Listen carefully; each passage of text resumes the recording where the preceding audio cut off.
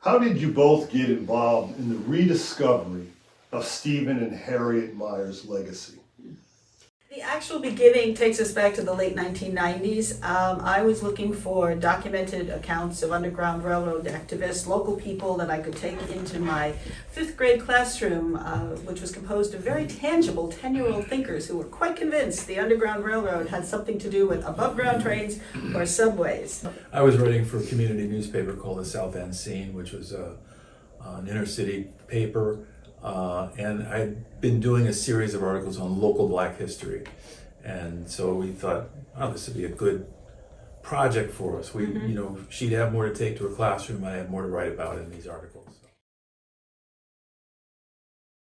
We were actually finding it was very difficult to find information about local activists who participated in this Underground Railroad movement. Now, both Paul and I were working full-time, 4 kids, so we went to our local Albany public librarians, and they were incredibly wonderful and helpful. So this is before computers, so they utilized their network to identify and locate these resources for us and brought them to us in the form of microfilm. And so Paul and I had numerous dates. Using interlibrary loan.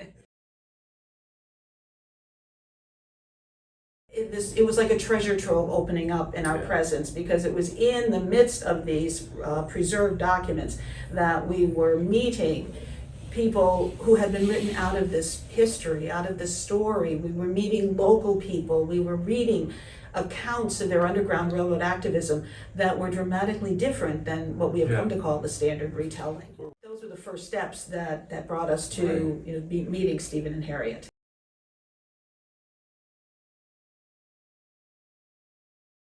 Usually when people tell a story, they tell a story along certain lines, and they usually follow particular figures in that. And so, you could find, say, a ton of information, say, on Frederick Douglass, or a ton of information on William Lloyd Garrison. But these Albany people, if you found anything, you found a little sprinkling here and there.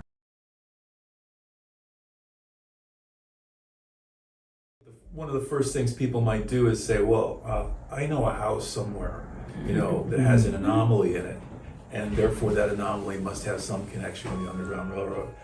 And we didn't think that was the best approach in the story, that we were really looking for what are the stories of people, and then we found in many cases those stories were impossible to authenticate. And so we followed these stories of Stephen Myers and Lydia and Abigail Mott and William Topp and others, Thomas Elkins, and that helped us put together a different understanding of the Underground Railroad story for Albany. The information we were uncovering really belonged to the community, that motivated us then to talk strategy. How can we share this publicly? Right. Which took us on a whole new path. Please define for me and the audience, what exactly is the Underground Educational Center? When our Black abolitionists were meeting in the front parlor of the Stephen and Harriet Meyer's residence, yes, their top priority was to strategize on how to abolish the institution of enslavement, both in New York State and the nation. The second item on their agendas would most likely be how to meet the needs of freedom seekers coming into town. But our Black abolitionists did not stop there. White abolitionists did. Our Black abolitionists did not. They took the next step to also strategize on how to address issues of equity in housing, healthcare, voting rights, jobs, education, issues that are very, very much present with us today and still needing attention. And so it is with that knowledge that we draw lines of connection past to present in what we do through Underground Railroad Education Center.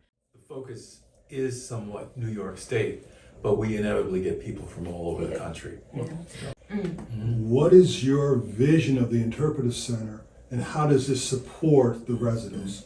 We call the Stephen and Harriet Meyer's Residence Campus. So it's obviously the Meyer's Residence building, the ground it stands on, and then the additional properties that the organization has reclaimed over time. We see it and use it as a vehicle for reclaiming the reclaiming the life that had been in this neighborhood in earlier times, and has through redlining, disinvestment, the legacy of the institution of enslavement, this neighborhood really has taken a very serious hit. And so we look to see what we do here as a way to say there is, there's value here.